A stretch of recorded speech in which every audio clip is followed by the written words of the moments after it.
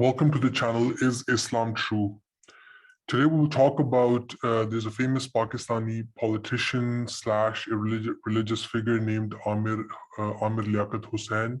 He has recently married he himself is like a 50-year-old man, and he has married an 18-year-old woman.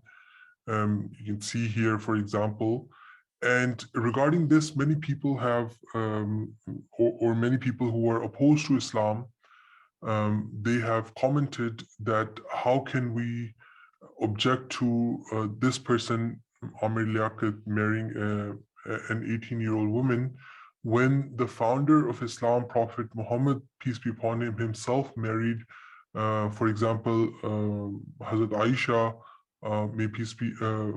may Allah be pleased with her. The Prophet Muhammad, peace be upon him, married her when she was, there are different narrations found about her marriage from the age of 9 all the way to 12, 13, 14 years old. But regardless, the main thing, the objection is that how can we criticize this man, but at the same time accept the marriage of Prophet Muhammad? So for example, here we see one such critic.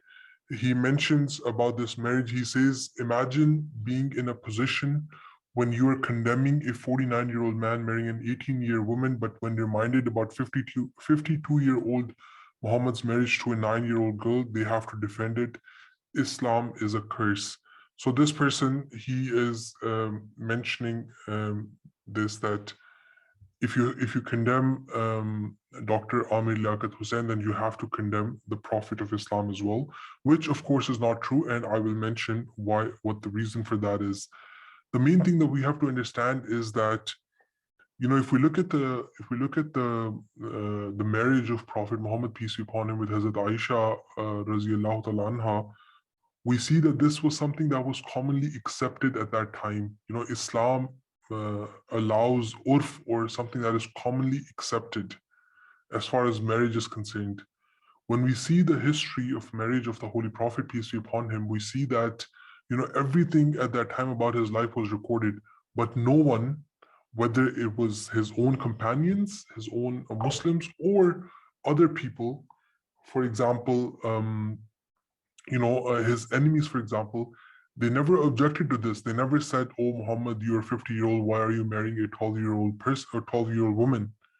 Because this is something that was accepted at that time, as opposed to now, when you can see that Amir Liaquat Hussain, he's marrying an 18-year-old woman, and he himself is a 50-year-old man, and this is being widely criticized, not only in Pakistan, where he's from, but across the Muslim world.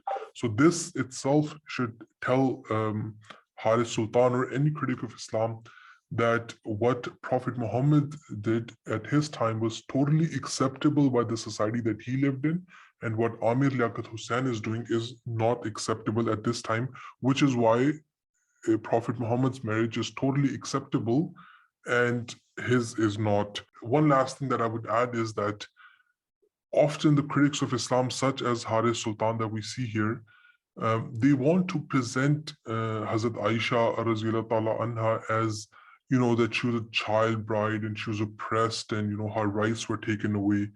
But the reality is that when we look at her life, you know, not only did she live about 8 to 9 years with the Holy Prophet, peace be upon him, and, you know, we find that their time together in a very loving marriage and a relationship between them.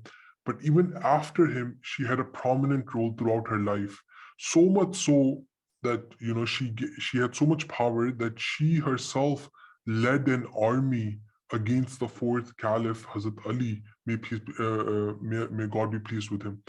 So this was the level that Hazrat Aisha reached, that she was actually leading an army against the Muslim ruler at that time. And yet the critics of Islam, they want to tell us that Hazrat Aisha was somehow an oppressed woman, and, you know, she was mistreated. If she was mistreated, if she was so oppressed, if she was so put down by Islam and by the Holy Prophet Muhammad, peace be upon him, then how did she rise to be a glorious leader among Muslims? So much so whatever the details of the conflict was so much so that she was leading the army against Hazrat Ali, the fourth caliph or the Muslim ruler at that time. So I hope that that answers the question that Hazrat Aisha was not oppressed in any way. Rather, she was given a grand status by Prophet Muhammad, peace be upon him, and their marriage in no way is equal to what we are seeing now with Dr. Amir Liaquat Hussain.